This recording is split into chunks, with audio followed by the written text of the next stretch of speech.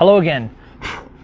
I had a mishap with my IR illuminators, and it appears that the transformer has gotten hot, and I think it's because I may have had too many things attached to it. So I did a little research and basically wanted to share my knowledge with you.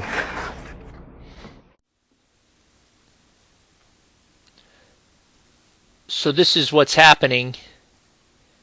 As you can see right here is where the timeline is right now, and it's in the morning, and then here's during the day. So the lights, the infrared illuminator lights, are not on, so it's not causing a problem. There's 4 cameras in this view, 1, 2, 3, and 4, and you can see how it's getting ready to skip, and these yellow lines are motion indicators, and that's what you're seeing here. It's 5:04 a.m. It's still dark, and they're just about ready to freak out. Okay.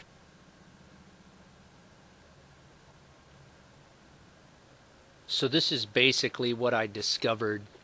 As you can see, they just start disappearing and then flashing on the screen, and I just couldn't quite figure out what was going on, but it didn't take long, and I realized that they were losing power because the transformer was overburdened.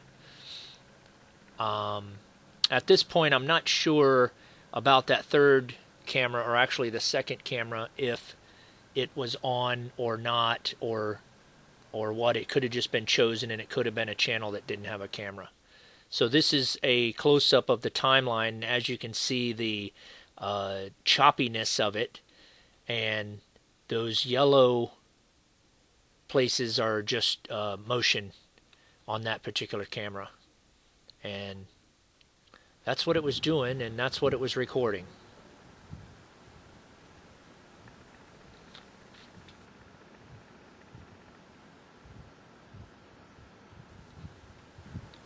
So here's what it looks like normally.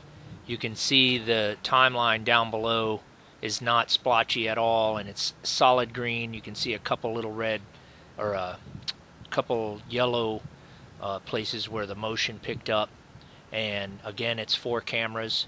So here I'm assuming the top right camera may have been on, and then it was just turned off because of the transformer.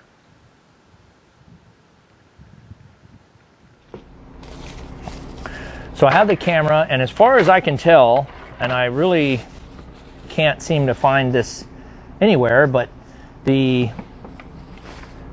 transformer that comes with the camera is 2000 milliamps, which I'm thinking is 2 amps, right? And it comes with a 4-way splitter. So basically that's half an amp for each camera. So as you know, in some of my other videos, I had split the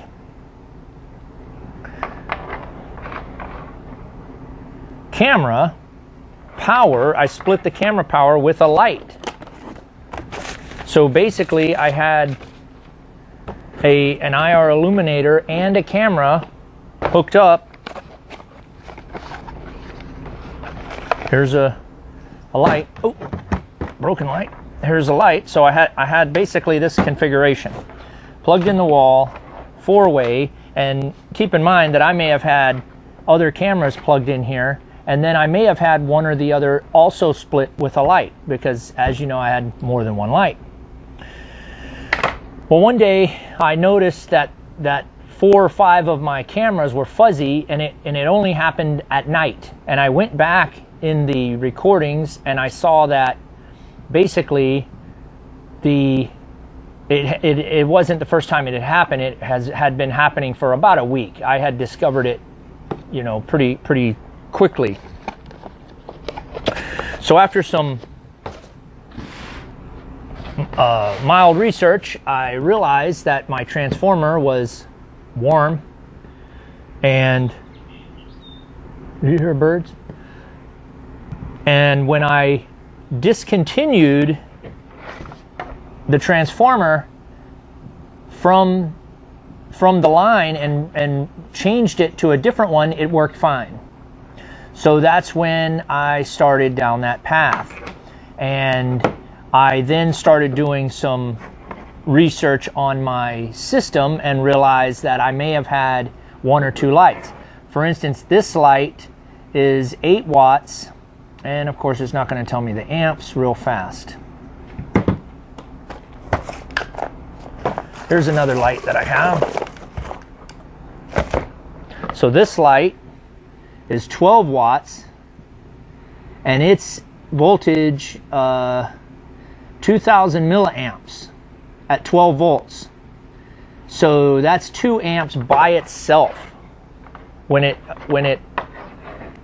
is on, it's pulling 2 amps. So more or less what I am looking at is that this transformer that's rated for 2 amps should only be plugged in with one light. That's what I am thinking. So I believe this is the specifications for this small one here. Power supply for 4 LED, 6 LED, and 8 LED suggests to use 12 volt 1 amp power supply. So this would be 8 LED, and we're in that. So it's 1 amp by itself. So again, that's half of the power. So if we're using 4 cameras and this light, we're already up to 3 amps. This light is 2 amps by itself. So the solution, here's the solution.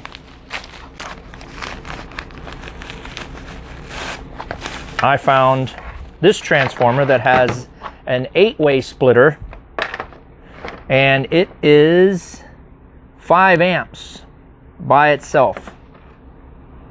Output 12 volts at 5 amps. Or it should say 5 amps at 12 volts. 12 volts at 5 amps. So that means that I can use the 8-way splitter, but I don't have to put one on every split in the wire. So basically, if I have a camera which is a 0.5 amp and I have a 2 amp light, I'm at 2.5 amps, so I can add 4 cameras. So I could do 4 cameras and this light, and that would be my 5 amps, and that's what the rating would be, as far as I can tell. So that would replace it. Now, on the other hand, I can use these same transformers that came with the camera, but I would not want to add the light to it. I may want to do an external power source or get a aftermarket or extra power source, and I can power my lights with this, because at 5 amps I can power 2 of these and 1 of these at the same time. And the purpose of doing this is you can mount the light next to the camera and your power source is right there. And that's one of the reasons that I did it like that, was because I have the power source.